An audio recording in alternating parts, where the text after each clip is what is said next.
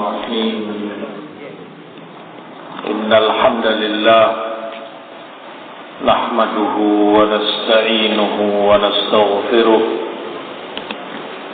ونعوذ بالله من شرور أنفسنا وسيئات أعمالنا من يهده الله فلا مضل له ومن يضلل فلا هادي له أشهد أن لا إله إلا الله وحده لا شريك له وأشهد أن محمدا عبده ورسوله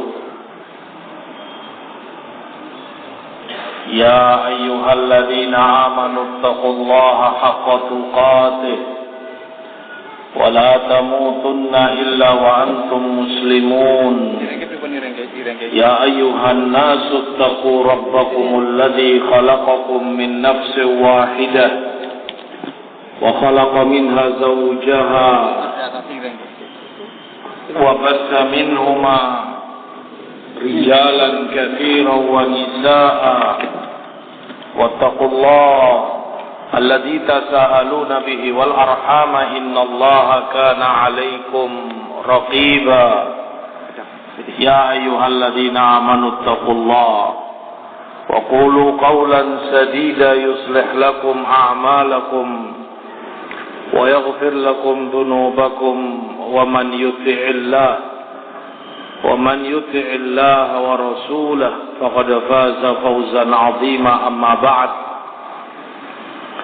فإن أصدق الحديث كتاب الله وخير الهدى هدى محمد صلى الله عليه وسلم وشر الأمور محدثاتها فإن كل محدثة بدعة وإن كل بدعة ضلالة وكل ضلالة في النار وبعد Ma'asyiral muslimin, hadirin jamaah sekalian yang dimuliakan Allah dan yang saya hormati. Kalau kita membicarakan tentang perkara keamanan, kedamaian, sebagaimana topik yang dipilih oleh panitia wafaqahumullah, maka sesungguhnya keamanan dan kedamaian itu dalam kehidupan kita merupakan salah satu kenikmatan besar, bahkan salah satu kenikmatan terbesar yang Allah berikan kepada kaum muslimin.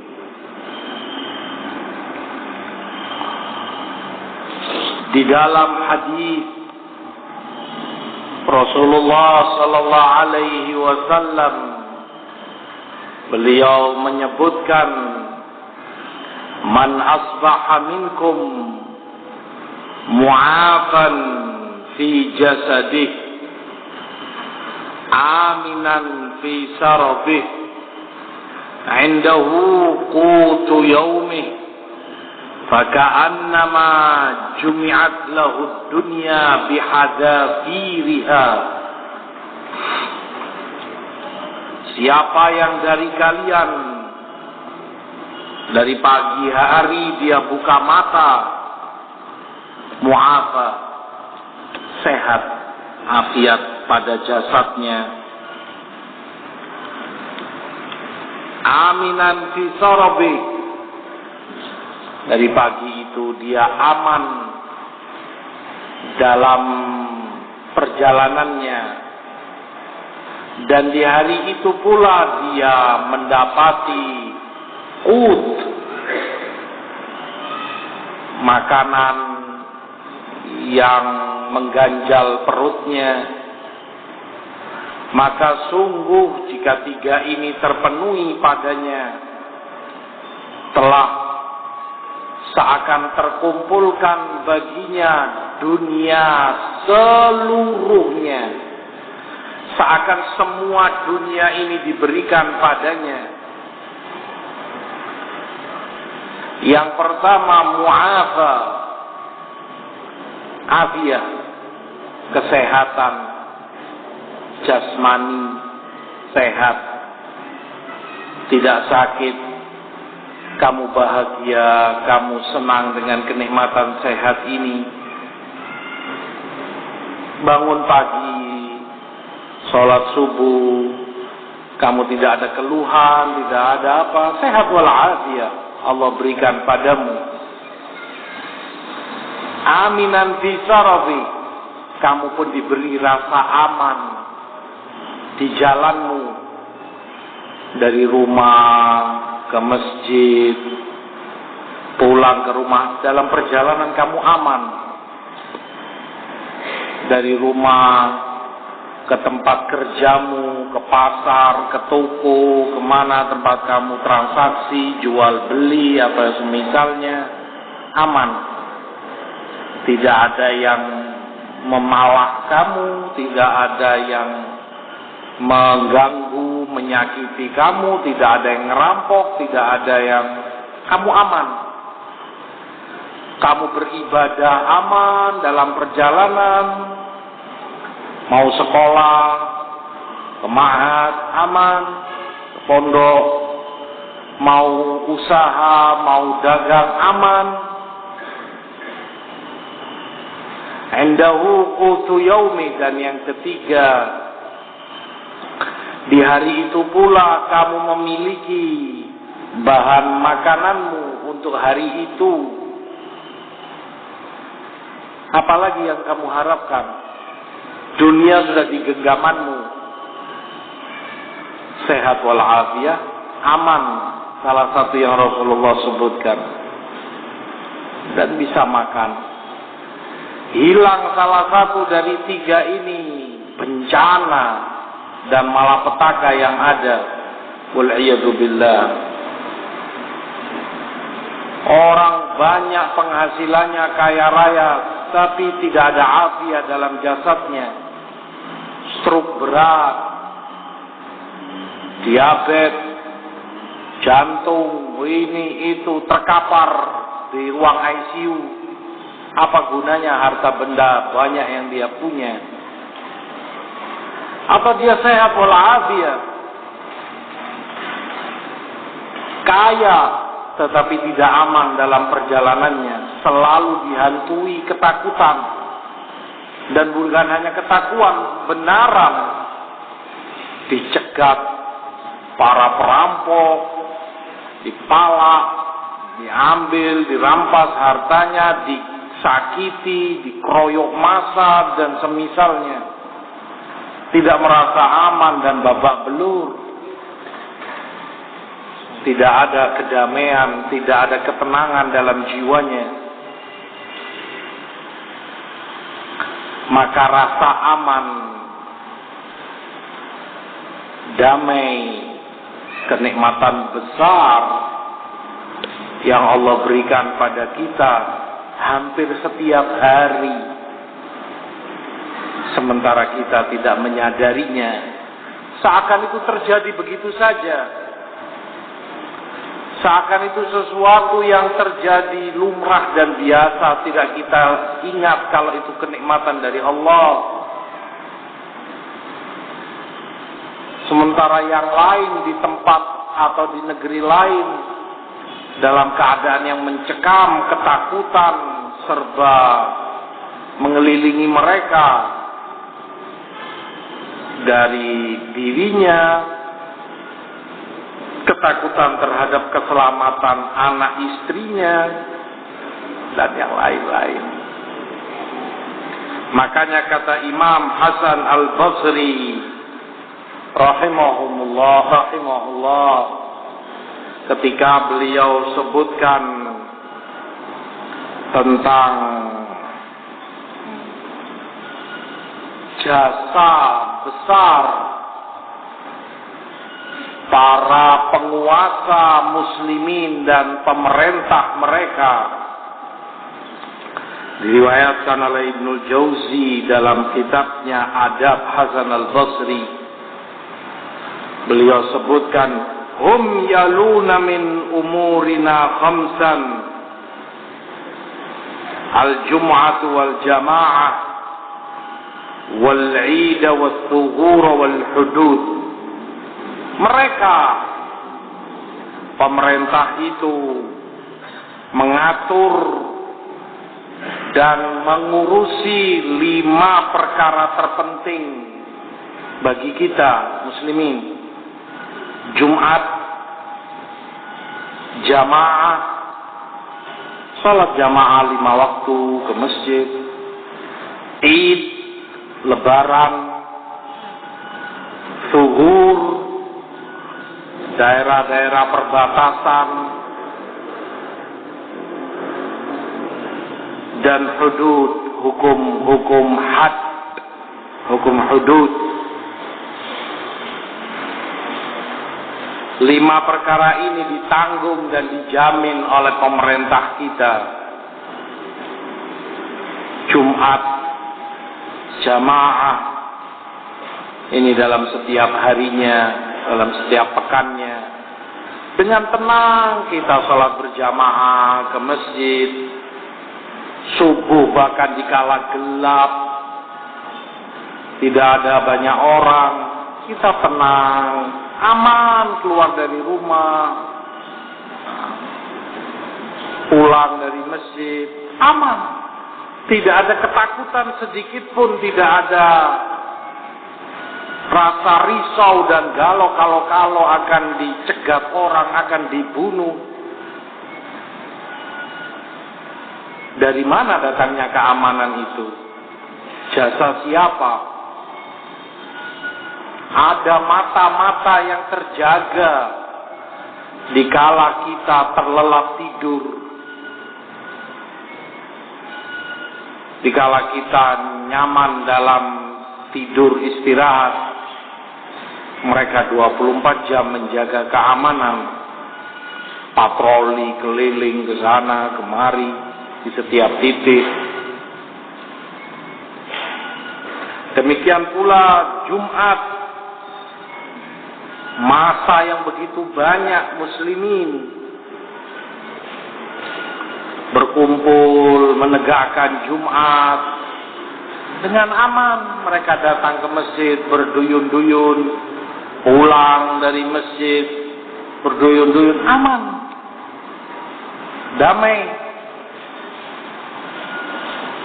Diatur bahkan lalu lintasnya, ininya, itunya.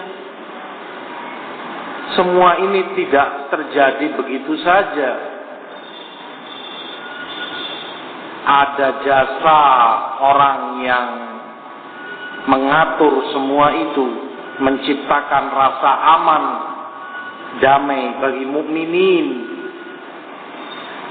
Id pun demikian, lebaran. Keluar kita ke lapangan bersama muslimin, melakukan sholat Id, Idul Fitri, Idul Adha dengan aman, tenang, damai. Pulang dari sholat lebaran pun demikian, aman. Zuhur, daerah-daerah perbatasan, dan yang dikhawatirkan serangan tiba-tiba dan mendadak dari pihak musuh dijaga oleh mereka, sehingga muslimin yang di dalam negeri aman, damai. Kita asik mencari keuntungan, laba, kita tenang, aman, ibadah, khusyuk. Sementara yang di perbatasan-perbatasan itu menghadapi antara hidup mati, daerah-daerah rawan.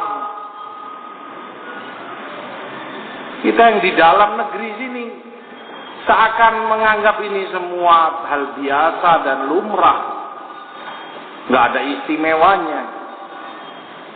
Padahal itu kenikmatan besar, pemerintah yang berjasa besar. tentunya setelah Allah Subhanahu wa taala. Wal hudud, kata Syekh Muqbil Ibn Hadi Al-Wad'i rahimahullah, aku, kata beliau sudah tua, usia 70 sekian ketika itu masih hidup.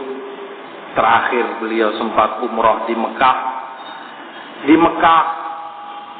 Di negeri yang aman, damai, jam 2 malam, jam 1 malam kadang aku turun dari hotel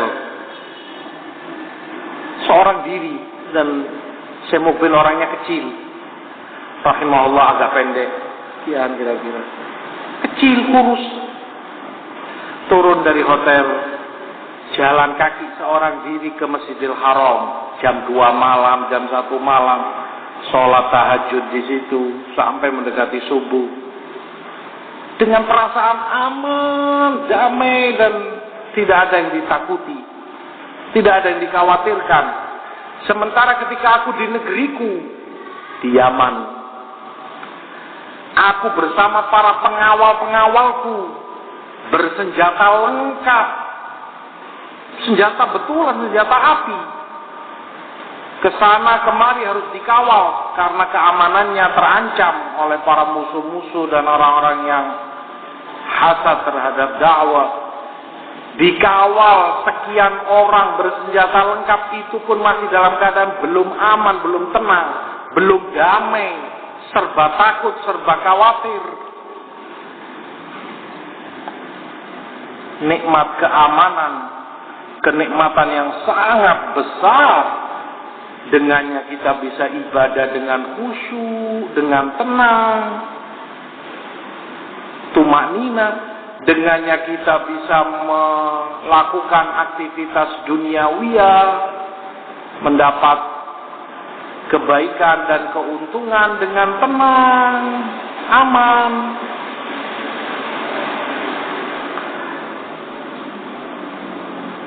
Makanya kata Imam Hasan Al-Basri rahimahullah, wallahi la yastaqimu din illa bihim wa in jaru wa zalamu.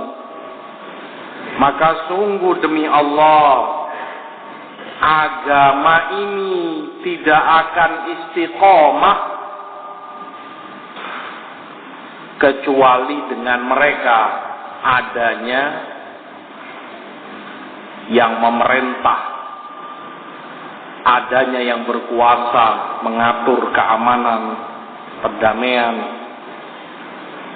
Walaupun mereka yang berkuasa itu zalim, tidak adil, ini itu kesalahannya. Wallahi lama yuslihullahu bihim aktsaru mimma yufsidun. Sungguh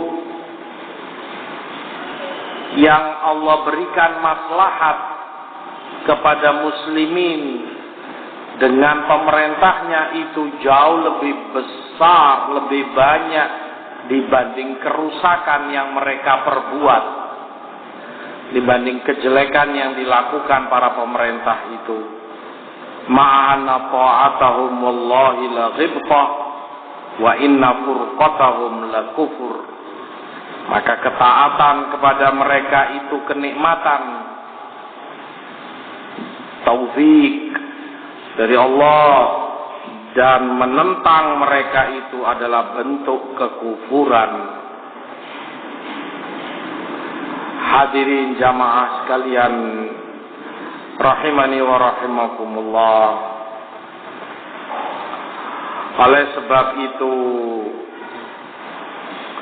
para ulama kita terdahulu dan yang berikut-berikutnya sampai hari ini, para ulama sunnah, ahlu sunnati wal jamaah, salafus salih, selalu dan terus mewasiatkan, mengingatkan untuk kita hormat dan memuliakan pemerintah kita, untuk kita taat dan patuh kepada mereka. Di dalam adab syar'iyyah Ibnul Muflih,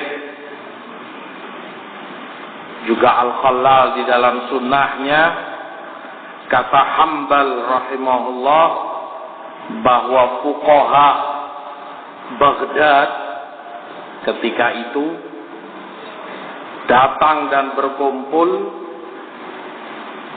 mendatangi Imam Ahmad ibnu Hambal rahimahullah di masa pemerintahan Al-Wathiq Billah dari dinasti Abbasiyah. Mereka keluhkan Al-Wathiq ini yang sudah terlalu banyak kezolimannya, sudah melampaui batas kesalahan-kesalahannya, sudah berlebihan dalam kemungkaran-kemungkarannya, dan di masyarakat dosa dan kemungkaran itu sudah banyak terjadi. Kata mereka, ini tidak bisa dibiarkan, kita tidak boleh tinggal diam, apalagi sekarang semakin gencar seruan kepada khalqul Quran, bahwa Quran itu makhluk, dan ini tentunya kekufuran, pernyataan bahwa Quran itu makhluk. Kata mereka, maka kita tidak rela dengan kepemimpinannya, kita tidak bisa terima, tidak boleh diam, harus digulingkan, ini harus dilawan Al-Wathiq Billah. Maka jawab Imam Ahmad kepada mereka, seorang imam sunnah, alaikum bil inkar fi qulubikum, hendaknya kalian mengingkari itu dengan qalbu kalian, ingkari dengan hati kalian. La takhla'u yadan min ta'ah, jangan kalian lepas tangan kalian dari ketaatan kepadanya. Artinya kalian telah baiat dan teruslah taat padanya. Wala tasyukku asal muslimin, jangan kamu pecah tongkat kaum muslimin, artinya kekuatan kaum muslimin atau kesatuan kaum muslimin. Kalau begitu kamu melawan, berarti kamu telah memecah yang semula itu satu, dari di bawah satu bendera, di bawah satu kepemimpinan, satu kekuasaan, kamu pecah. Sehingga ada dualisme di dalam negara, ada dua kepemimpinan. Yang ini pemerintah, yang ini mengajak untuk melawan kepada penguasa yang ada. Jangan, kata Imam Ahmad. Wala tasfiku dima'akum wa dima'al muslimin ma'akum, jangan kalian menumpahkan darah kalian dan darah kaum muslimin yang kalian provokasi, karena ujung-ujungnya akan pertumpahan darah. Jangan. Unduru fi akibati amrikum, fikirkan matang-matang dampak dari perbuatan kalian ini. Apa yang akan terjadi kalau kalian melakukan ini dan itu? Kalian provokasi orang, kalian ajak mereka melawan, kalian ajak mereka demonstrasi, kalian ajak mereka nentang, mencaci maki, ini itu. Perhitungkan, ingat, nyawa dan darah kaum muslimin, keselamatan mereka. Wasbiru hatta yastariha barrun aw yustarah min fajir. Maka bersabarlah menghadapi penguasa seperti itu sampai orang yang baik, orang yang soleh itu merasa tenang, atau mereka ditenangkan dari orang yang fajir. Artinya mungkin penguasa yang semacam itu akan dicabut kekuasaannya, diganti atau mati dan yang semisalnya. Sabarlah sampai waktu itu tiba. Laisa hadza shawaba, hadza khilaful athar. Yang kalian mau lakukan melawan pemerintah kalian tidak benar. Dan itu bertentangan dengan riwayat dari Rasulullah dan para sahabatnya. Begitu pula disebutkan oleh Imam Hasan bin Ali Al-Barbahari rahimahullah dalam Syarh Sunnahnya, "Idza ra'aita ar-rajul yad'u 'ala sultan fa'lam annahu sahibu hawa." Kalau kamu mendapati orang yang mendoakan kejelekan kepada pemerintahnya, maka ketahui dia itu orang yang dikungkung oleh hawa nafsunya, dikuasai oleh hawa nafsunya. Mulutnya hanya keluar dari lisannya kata-kata caci maki, cercaan, hinaan, kritikan pedas tajam kepada pemerintahnya. Hawa nafsu orang ini ditunggangi syaitan. Wa idza sami'ta ar-rajula yad'u lis-sultani bis-shalah fa'lam annahu sahibu sunnatin insyaallah. Tetapi kalau kamu lihat orang yang mendoakan kebaikan kepada pemerintahnya, mudah-mudahan Allah beri mereka hidayah, mudah-mudahan Allah beri mereka taufik, semoga Allah jaga mereka dan semisalnya, maka ketahuilah berarti dia itu orang yang di atas sunnah insyaallah. Berkata Imam Fudail ibnu Iyad, "Lau kana li da'watun ma ja'altuha illa fi sultan." Kalau saja aku punya doa yang terkabulkan, tidak akan aku berikan kecuali kepada penguasa, pemerintah. Kata Imam Al-Barbahari, maka demikianlah kita diperintah untuk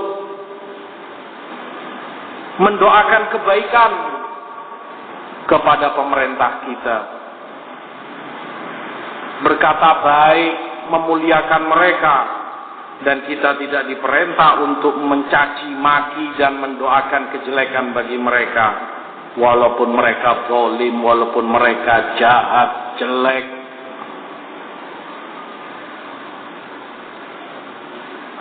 Hadirin jamaah sekalian rahimani wa rahimakumullah. Kalau kita membicarakan kekuasaan, pemerintahan, maka sesungguhnya perkara tersebut syarat dengan maksiat, penuh dengan kemungkaran. Ini namanya kekuasaan, harta ada di tangan mereka, kekuasaan mereka yang punya, ini itu izin dan lain sebagainya mereka yang atur, sehingga memang kekuasaan itu syarat dengan hal-hal yang jelek semacam itu, dan itu semenjak dahulu kala. Seperti disebutkan oleh Al-Imam Abdul Latif Ibn Abdul Rahman rahimahullah,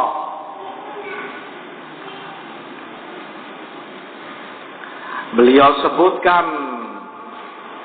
bahwa mayoritas dan kebanyakan para penguasa ya seperti itu memang. Illa man rahimallah, kecuali yang dirahmati Allah. Wa qalilun mahum, dan betapa sedikitnya yang seperti itu, adil, baik, soleh, masya Allah, perhatian segala-galanya untuk kepentingan rakyatnya, untuk muslimin, sedikit. Bisa dihitung dengan jari istilah orang. Tapi mayoritasnya, tentunya setelah zaman para sahabat, ya seperti itulah mereka. Dari masa Hajjaj ibn Yusuf At-Taqafi, hengis, kejam, pembunuh berdarah dingin, sekian banyak orang dia bunuh, bahkan para ulama, Sa'id bin Jubair, bahkan sahabat. Dia lukai Abdullah bin Umar ibn al-Khattab hingga racun yang terkena kaki Ibnu Umar sampai mengantarkan kepada kematian beliau radhiyallahu anhuma. Dia kepung Abdullah bin Zubair bin Awam di Ka'bah, padahal Ibnu Zubair sudah berlindung di Ka'bah dan minta untuk dibawa kepada Abdul Malik bin Marwan, khalifah, untuk memberikan baiatnya kepada Abdul Malik, minta jalan, diamankan untuk dia datang kepada Abdul Malik dan menyerahkan kekuasaan itu kepada Abdul Malik. Sudah, beliau tidak ingin lagi mengurusi kekuasaan dan imarah, tetapi tidak diperdulikan dan tidak didengar sama sekali oleh Hajjaj.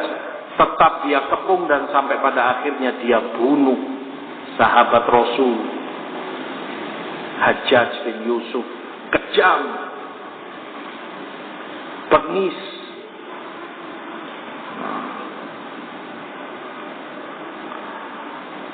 Itu pun kita dapati tidak satu pun dari para ulama, dari sahabat yang masih ada, para ulama tabi'in, tidak ada yang kemudian melawan, menentang dan mencaci maki Hajjaj bin Yusuf. Bahkan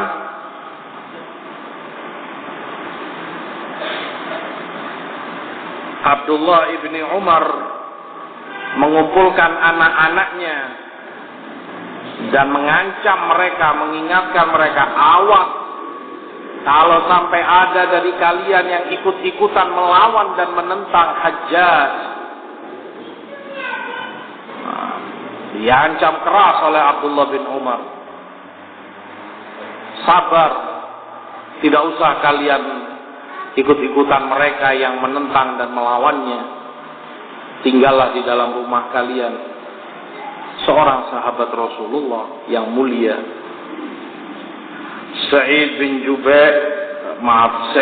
Musayyib, Hasan al-Basri, Muhammad bin Sirin, Ibrahim at-Taimi, dan para ulama tabi'in yang lain. Padahal seperti itu hajatnya. Tidak ada yang mengajak dan melawan. Bahkan yang sempat tertipu dan terpengaruh oleh seruan-seruan provokasi Khawarij pada akhirnya menyesal. Dalam suatu peperangan terjadi baku perang dengan pasukan Hajjaj, hingga ini terpukul mundur dan lari tunggang langgang. Gak dibiarkan oleh Hajjaj, dikejar sampai dapat satu persatu. Yang terbunuh sudah, yang lari dikejar sampai ketangkap. Sebagiannya ahlul fadl, orang-orang yang mulia, tertipu. Sebagian dari mereka sangat menyesali, dikala penyesalan itu sudah tidak ada artinya di dunia. Mereka menunggu giliran untuk dipenggal kepalanya oleh Hajjaj. Salah satu dari mereka menyampaikan ternyata benar yang dikatakan oleh Hasan al-Basri, suruh sabar, suruh ini. Tidak seperti kita ini sekarang, la din wala dunia, tidak agama, tidak dunia. Tidak agama karena perbuatan mereka salah dalam syariat Islam, tidak dibenarkan, tidak berpahala. Tidak pula secara dunia kita berhasil. La hadza wa la hadza. Apa yang didapati? Mending misalnya dalam agama benar langkahmu, kalaupun kamu harus rugi dunia, labat, nggak mengapa. Atau misalnya dalam tanda kutip, dalam agama nggak boleh, nggak benar. Tetapi mending misalnya secara duniawi masih dapat kekuasaan, bisa dia rebut, dia berhasil berkuasa. Ini agama pun tidak benar, tidak dia dapati pahala, dunia pun tidak dia miliki. Kan keinginannya agar jatuh ini Hajjaj, digulingkan dan dia yang berkuasa. Ternyata juga nggak berhasil. Masing-masingnya mati, dipenggal, sehingga sia-sia semua usahanya, darah tertumpahkan. Hajjaj. Begitu pula khalifah-khalifah yang ada dari Abbasiyah, banyak semacam itu. As-Saffah, Abul Abbas, seperti itu. Kejam, bengis. Khalifah, kekuasaan ada di tangannya. Bahkan disebutkan dalam tarikh, di hari dia gulingkan Umayyah, dia masuk istana, dia bunuh lebih dari 30 orang di hari itu. Setelah selesai dia kuasai, dia minta pasukannya mengumpulkan jasad-jasad para menteri, gubernur dari dinasti Umayyah yang sebelumnya, ditumpuk. Jasad-jasad itu dia minta untuk ditumpuk, susun jadi satu, kemudian ditutupi kain putih. Ini jasad orang, jasad manusia muslimin, tutupi kain putih. Lalu dia minta tukang masaknya untuk sembelih kambing, dibakar, bikin nasi, uzuma.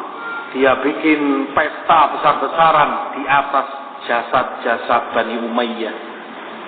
Makan besar-besaran, minum foya-foya di atas jasad. Khalifah ini, Abul Abbas As-Saffah, khalifah pertama Abbasiyah. Di masa itu ada Auza'i, ada Malik ibnu Anas, imam besar, gurunya Imam Syafi'i. Ada Ibnu Syihab Az-Zuhri, ada Laits ibn Sa'ad Al-Misri, imamnya ahli Mesir. Disejajarkan keilmuannya dengan Auza'i. Ada Atha ibn Abi Rabah dan para ulama yang lain Tidak satupun yang pernah mengajak, memprovokasi umat untuk melawan khalifah. Ini gak bisa dibiarkan, keterlaluan ini. Pemerintah ini kurang ajar, mungkar yang dia lakukan ini harus dilawan, harus ditentang, demo, begini, gak ada. Padahal mereka hidup di masa itu dan tahu kejadian-kejadian semua.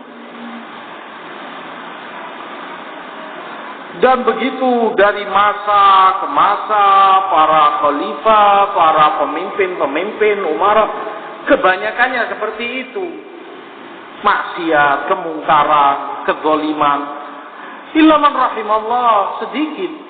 Ada Umar bin Abdul Aziz yang adil, alim dan seterusnya, saleh.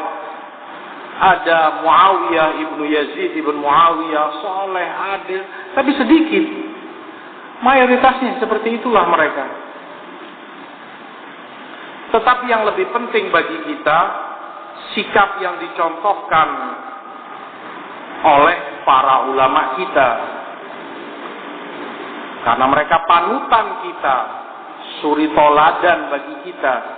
Tidak ada satupun yang melawan, tidak ada satupun yang menentang, mengajak orang untuk mengingkari dan melawan kepada pemerintahnya.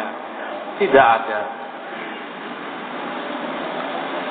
Bukan karena mereka pengecut, bukan karena mereka takut, tetapi memang demikianlah yang mereka pahami ajaran Islam. Itulah yang mereka mengerti dari Allah, dari Rasulullah sallallahu alaihi wasallam. Ikhwati fillah, hadirin jamaah sekalian rahimani wa rahimakumullah. Oleh sebab itu,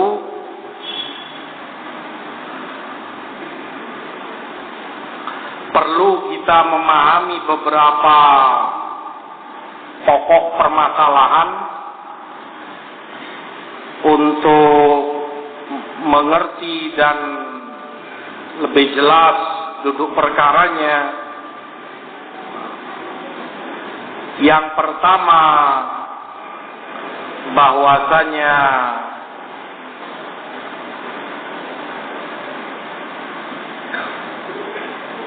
mengingkari kemungkaran adalah ciri kaum mukminin. Sifat yang dipuji oleh Allah.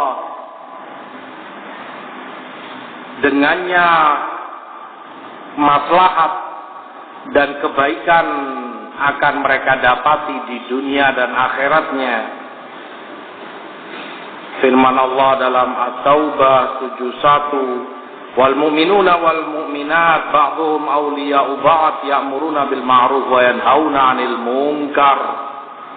Mukminin, mukminat wanita sebagiannya adalah wali bagi yang lain, berloyalitas, cinta, membela. Mereka saling beramar ma'ruf, mengajak pada yang ma'ruf, melarang dari yang mungkar. Artinya itu sifat mukminin, sifat mukminat.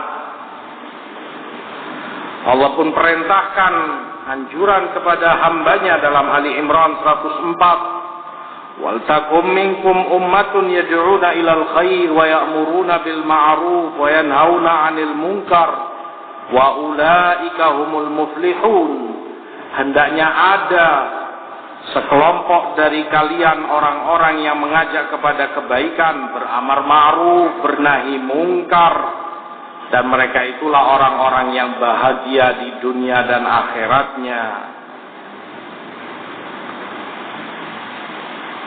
Perkara amar ma'ruf, perkara nahi mungkar memang menjadi sifat ciri khas orang yang beriman. Maka celaka dan sungguh celaka yang tidak amar ma'ruf, tidak nahi mungkar dengan kolbunya. Seseorang di disebutkan oleh Imam Ibnu Rajab rahimahullah pernah berkata di hadapan Abdullah ibn Mas'ud radhiyallahu ta'ala, celaka orang yang tidak amar ma'ruf dan nahi mungkar. Harus beramar ma'ruf. Orang itu harus bernahi mungkar ketika dia melihat kemungkaran. Harus dihentikan, harus dilarang kemungkaran itu. Kalau enggak celaka, binasa orang itu. Secara umum dia katakan demikian. Kata Ibn Mas'ud, jangan kau katakan begitu. Tetapi celaka orang yang tidak beramar ma'ruf, celaka orang yang tidak bernahi mungkar dengan hatinya. Artinya asar ini memberikan isyarat kepada kita rambu-rambu di dalam amar ma'ruf nahi mungkar. Tidak semua orang yang tidak bernahi mungkar celaka. Tidak semua orang yang tidak beramar ma'ruf kemudian dia celaka. Belum tentu. Bisa jadi dia ma'dzur, punya udzur secara syar'i, tidak mampu, dan memang bukan kapasitas dia, bukan wewenang dia untuk bernahi mungkar dengan tangannya, dengan kekuatannya, dengan lisannya, tetapi dengan hati. Ini derajat terendah, terbawah. Seperti Ibn Mas'ud katakan, artinya dengan hati ini sesuatu yang tidak ada resikonya. Dan semua orang bisa beramar ma'ruf, bernahi mungkar dengan hati. Sama sekali nggak ada resikonya. Dia benci dengan kolbunya, betul-betul dia murka dan benci dengan kemungkaran itu. Derajat terendah. Kalau itu pun tidak ada pada hatinya, baru celaka orang itu. Karena itu memang derajat amar ma'ruf dan nahi mungkar yang paling rendah.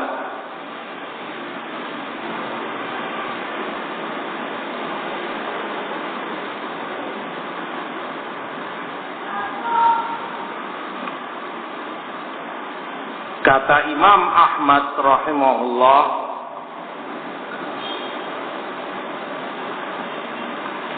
at-taghyiru bil yad laisa bis-sayfi was-silah.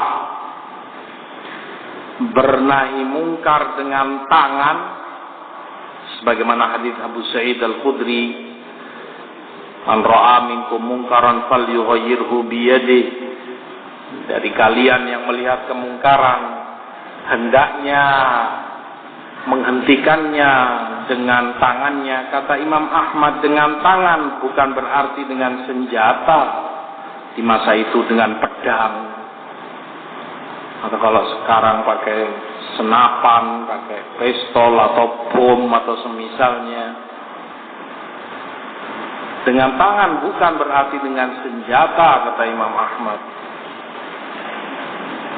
Tetapi seperti kata riwayat Al-Barrudi, kata Imam Ahmad, yufarraq bainahum, dengan kamu melerai dan memisahkan orang yang melakukan kemungkaran dengan baik. Misalnya, kata Marudi, aku pernah melihat Imam Ahmad mendapati anak yang berkelahi dan saling pukul, maka beliau lerai, beliau pisah. Saya jangan, damai, nggak boleh begini, belajar lagi dengan tangan. Artinya semacam itu, ingkarul mungkar dengan tangan. Bukan kamu lawan, kamu hentikan dengan senjata dan kekuatanmu.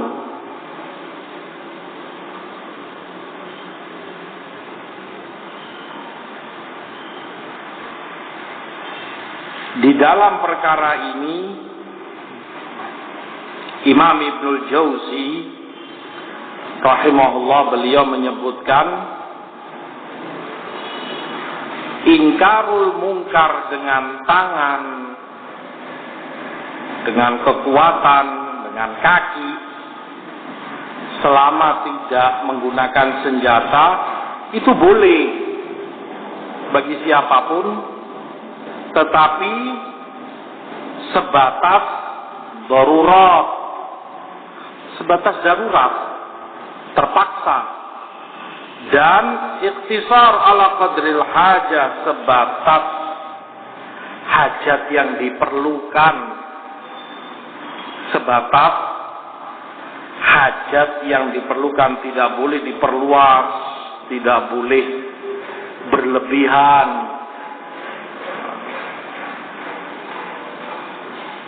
Batasannya adalah darurat, kepentingan darurat yang memaksa, dan itu pun sebatas hajat yang diperlukan, tidak boleh melampaui batasan hajat.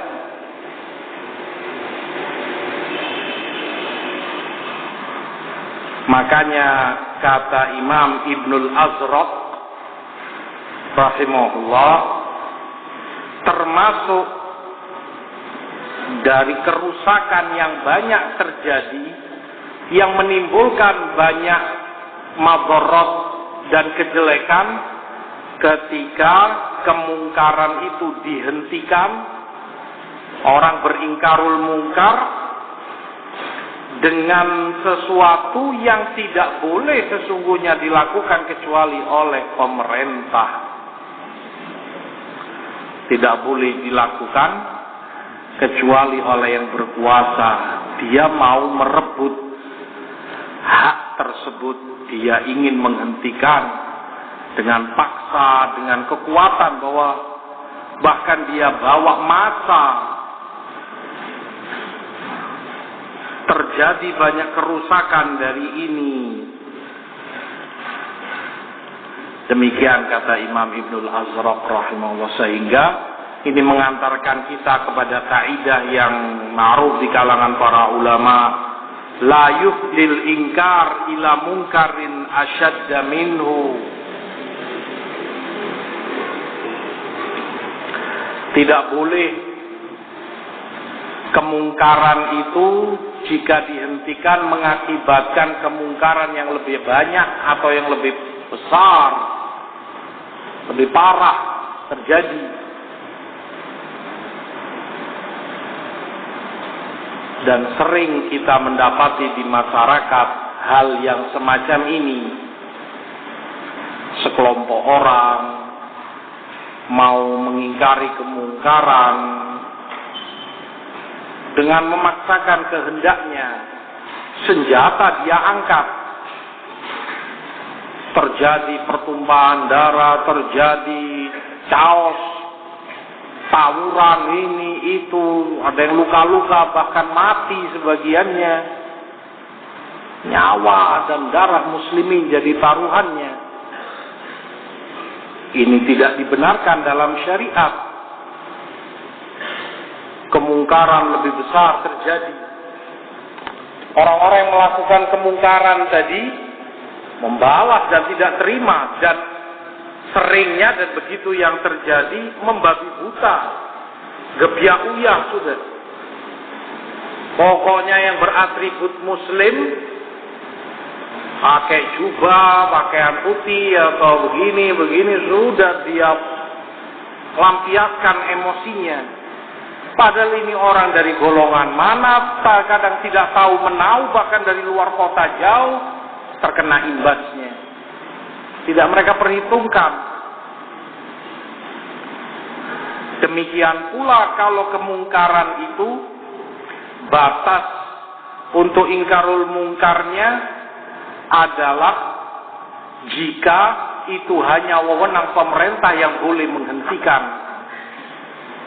Dengan kekuatan, mereka punya militer, punya alat, punya polisi dan semisalnya, bisa memaksa dengan kekuatan, dan itu memang hak mereka, wewenang mereka, bukan kita muslimin. atau itu iqamatul had, mau menegakkan hukum had. Ini ada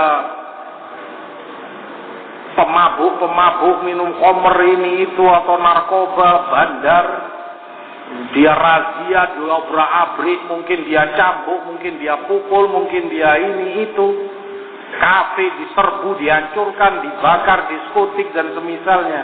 Itu hak pemerintah, bukan muslimin. Taruhannya adalah keamanan, kedamaian kaum muslimin. Ingkarul munkar amalan soleh dan punya aturan-aturan yang mulia dari syariat Allah. Tidak semau kita, nggak cukup modal kita cemburu dan ghirah terhadap agama, kemudian kita brutal dalam ingkarul munkar dengan kemampuan dan kekuatan kita. Lah, tapi dengan aturan-aturan Allah, aturan-aturan syariat. Sehingga satu, tidak boleh kemungkaran yang dihentikan mengakibatkan kemungkaran yang lebih parah. Kedua, kemungkaran itu tidak boleh dihentikan dengan senjata, entah itu tongkat, pedang atau yang lain, atau bahkan senjata api.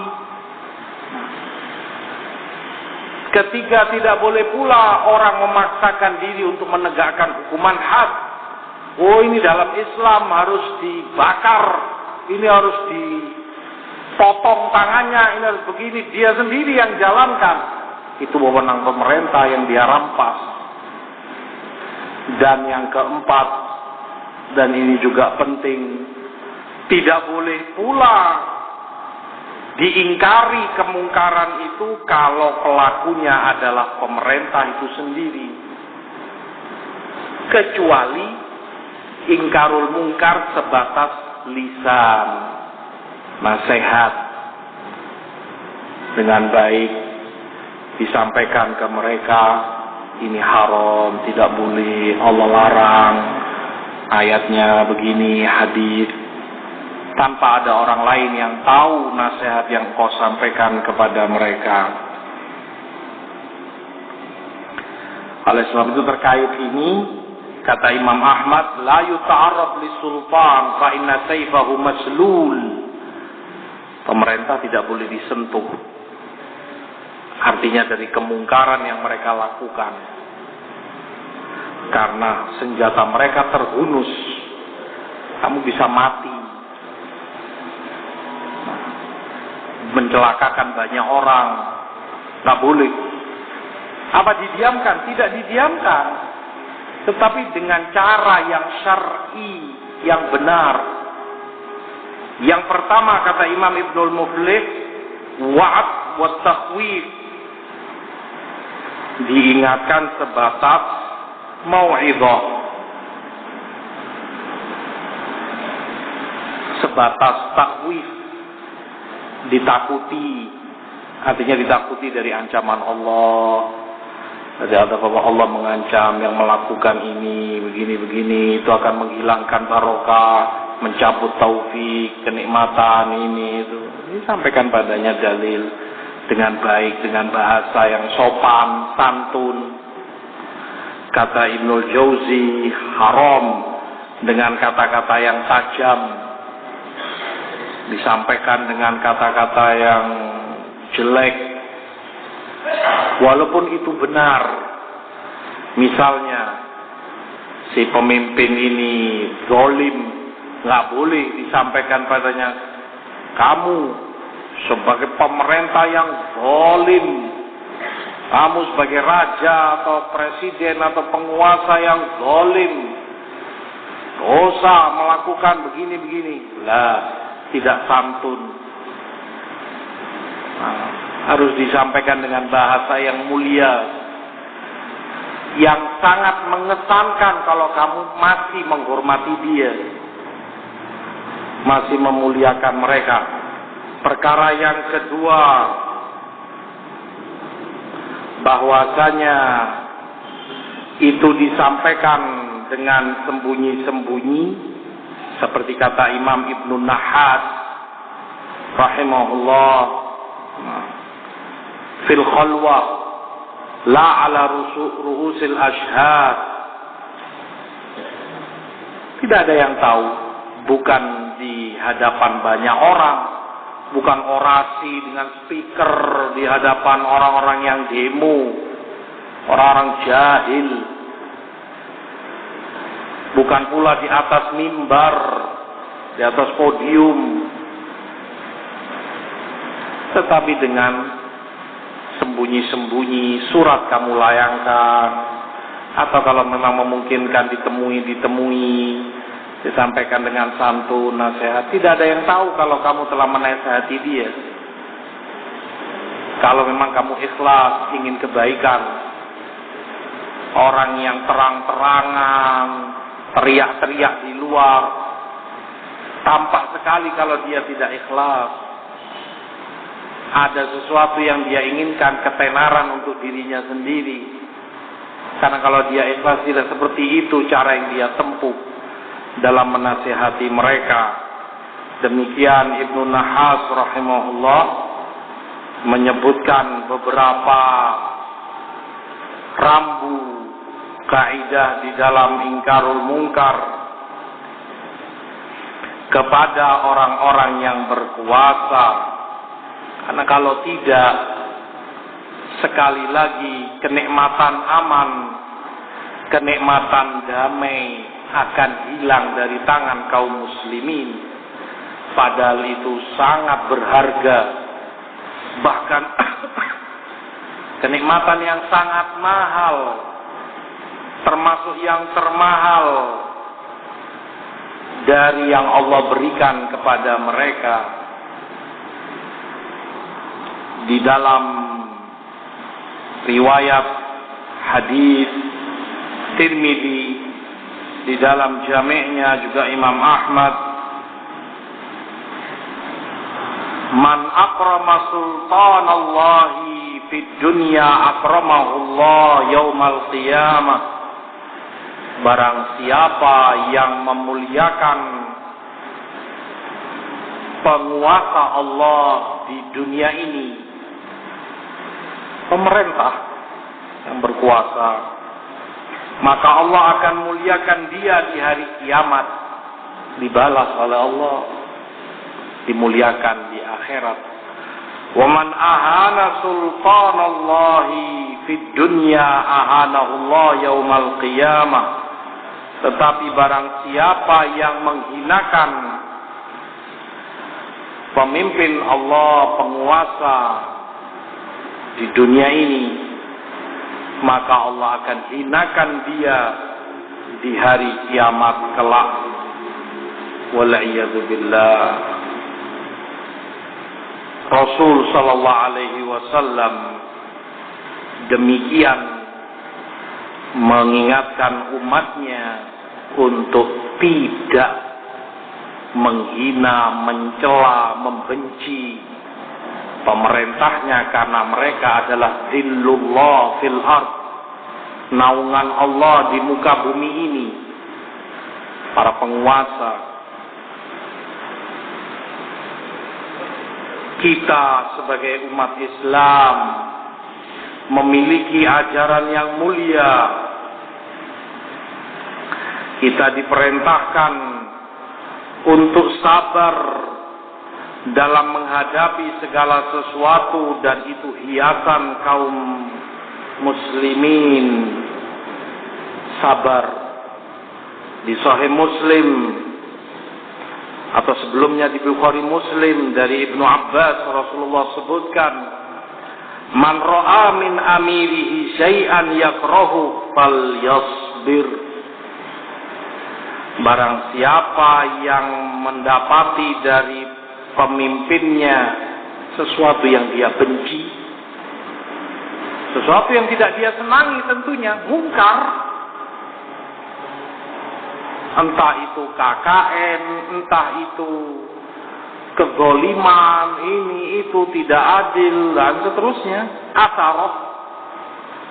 Mereka hanya mementingkan urusan pribadinya, atau seperti bahasa-bahasa orang-orang yang sesat, urusan-urusan asing, mengabaikan kepentingan rakyatnya sendiri, tidak peduli kepada nasib kaum muslimin. Sesuatu yang tidak dia senangi, sesuatu yang dia benci, dia dapati dari pemerintahnya. Apa yang Rasulullah perintahkan? Fal yasbir, hendaklah dia bersabar. Sabar.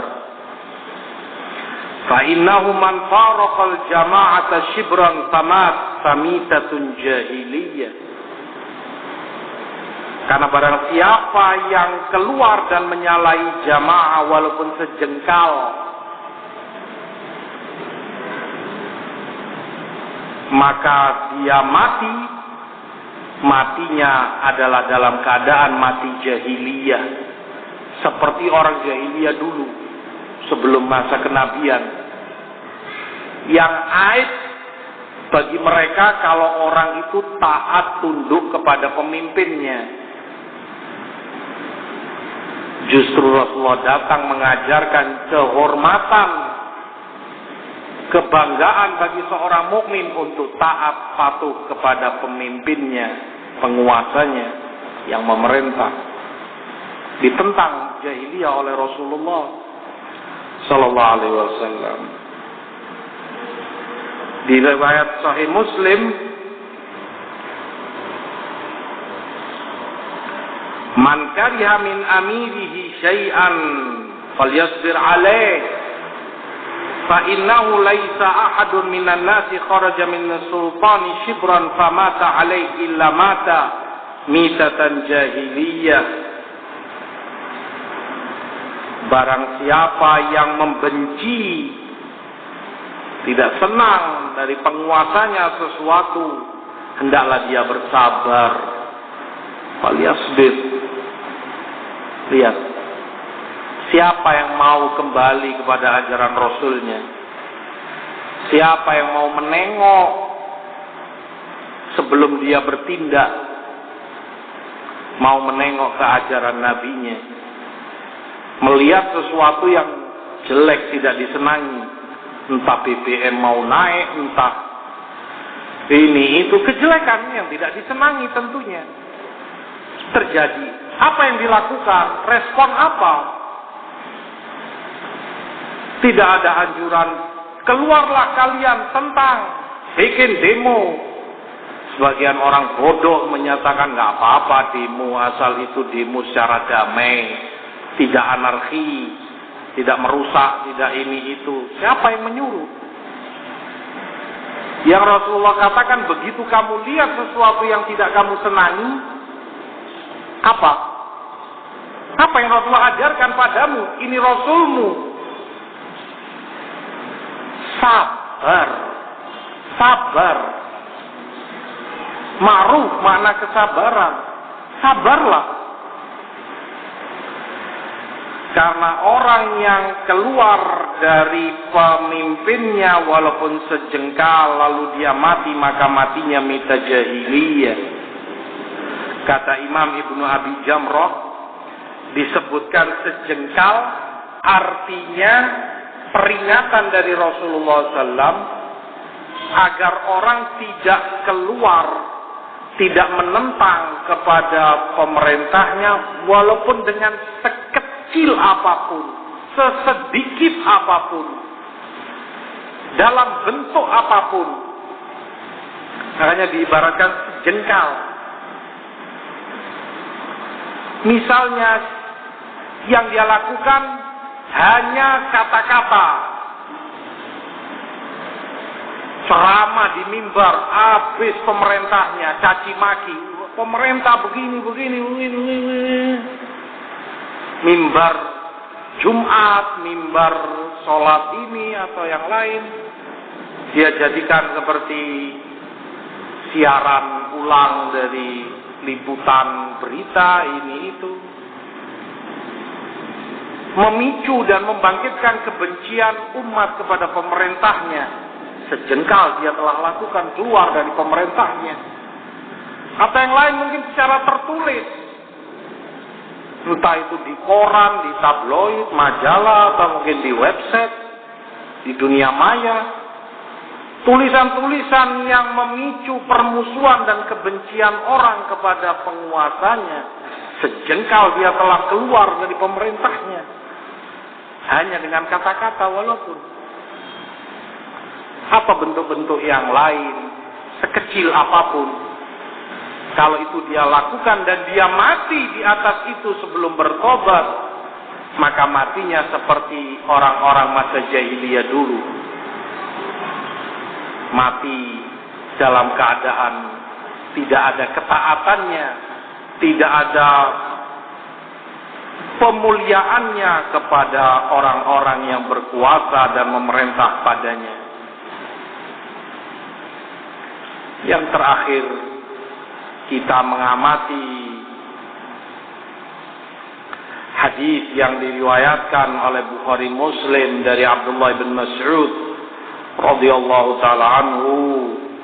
Rasulullah SAW sebutkan, innaha satakunu ba'di atharah wa umur tunkirunaha. Akan ada setelahku atharah. Atharah ketika para pemerintah itu mementingkan dirinya sendiri, melupakan dan mengabaikan rakyatnya. Rakyatnya mau jungkir balik, mau miskin, mau apa terlantar, dia nggak peduli. Yang penting dirinya makmur, dapat keuntungan. Tipe pemerintah dan penguasa seperti itu telah Rasulullah sampaikan semenjak dahulu kala, akan ada memang. Wa umur tunkirunaha, dan akan banyak perkara-perkara yang mungkar, kalian mengingkarinya, jelek. Qalu ya Rasulullah fama ta'muruna. Lihat para sahabat ingin selamat. Segera mereka tanyakan, apa yang engkau perintahkan pada kami jika itu kami dapati? Penguasa-penguasa seperti itu. Qalat tu'adduna al-haqqa alladhi 'alaikum wa tas'aluna Allah alladhi lakum. Tunaikan yang menjadi kewajiban kalian, hak pemerintah kalian, dan mintalah kepada Allah yang menjadi hak kalian. Sesuatu yang tidak kalian dapati, yang seharusnya itu hak kalian, diberikan oleh pemerintah kalian, tapi kalian tidak dapati. Mereka ambil sendiri, mereka nikmati sendiri. Hak kalian. Apa yang harus kalian lakukan? Yang Rasulullah sampaikan, mintakan kepada Allah, doa kepada Allah. Jangan dilawan, jangan ditentang, jangan keluar walaupun sejengkal dari pemerintahmu.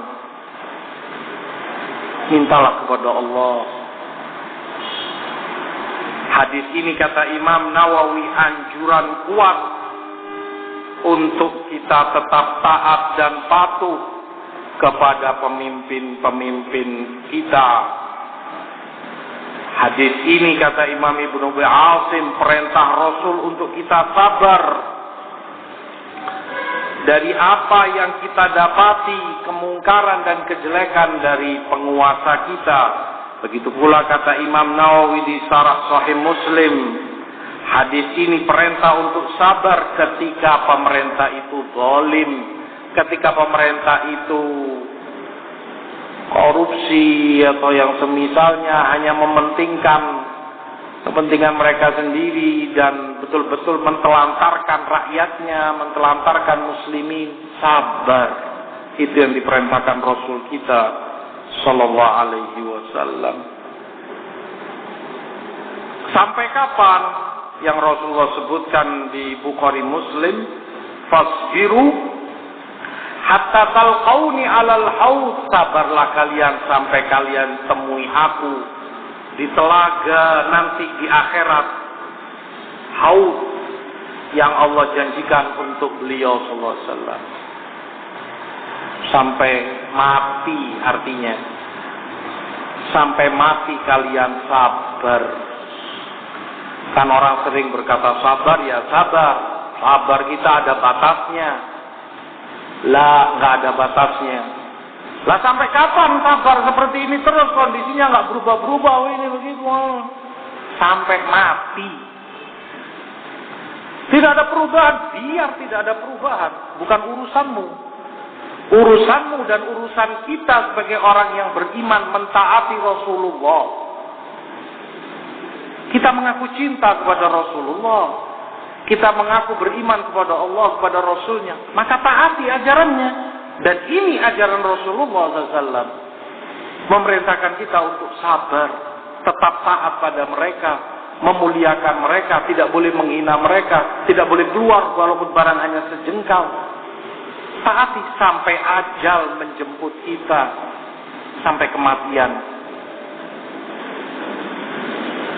Yang kita pentingkan selain ini ketaatan kepada Allah, selain ini merupakan bentuk ketaatan kepada Rasul sallallahu alaihi wasallam, di balik ajaran mulia ini ada jaminannya adalah keamanan kehidupan kaum muslimin, ketenangan, kedamaian, itu yang akan mereka dapati dengan mentaati Allah dan Rasulnya.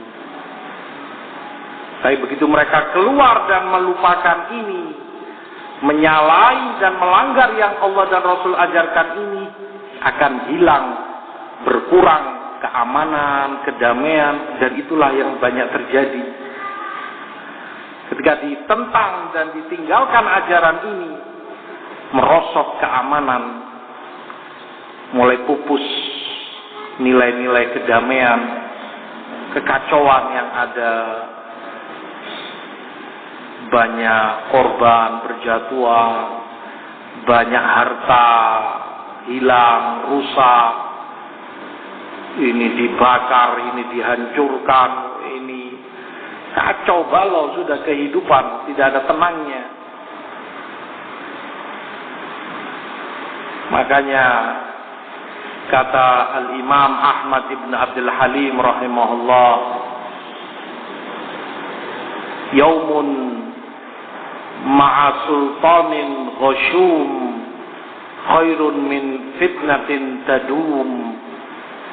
Sehari kamu taat kepada pemerintah yang zalim, kejam, itu jauh lebih baik dibanding fitnah yang akan berketerusan. Kalau senjata sudah diangkat, tidak akan bisa diturunkan lagi.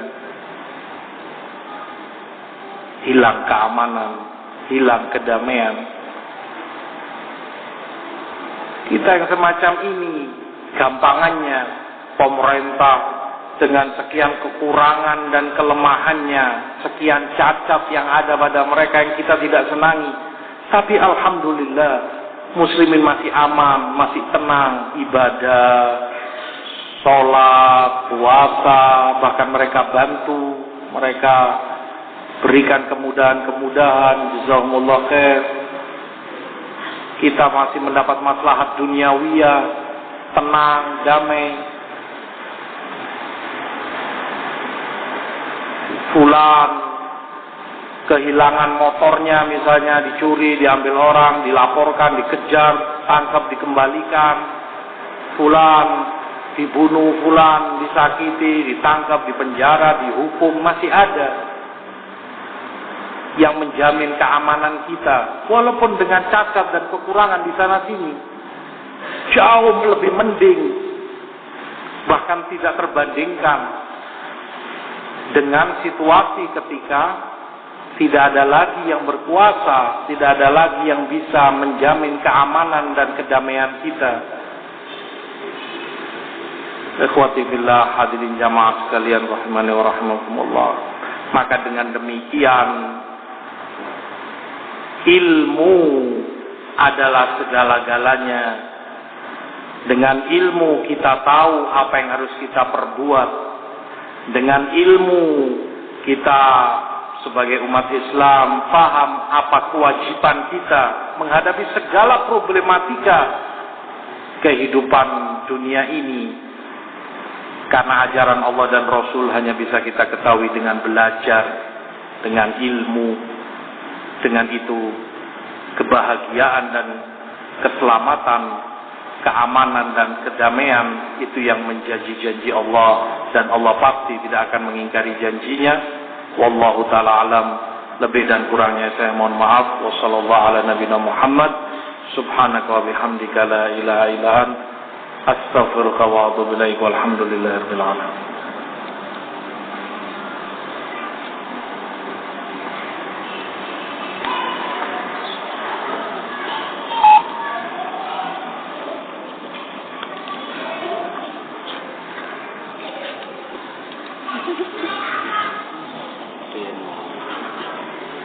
Pada maling dia.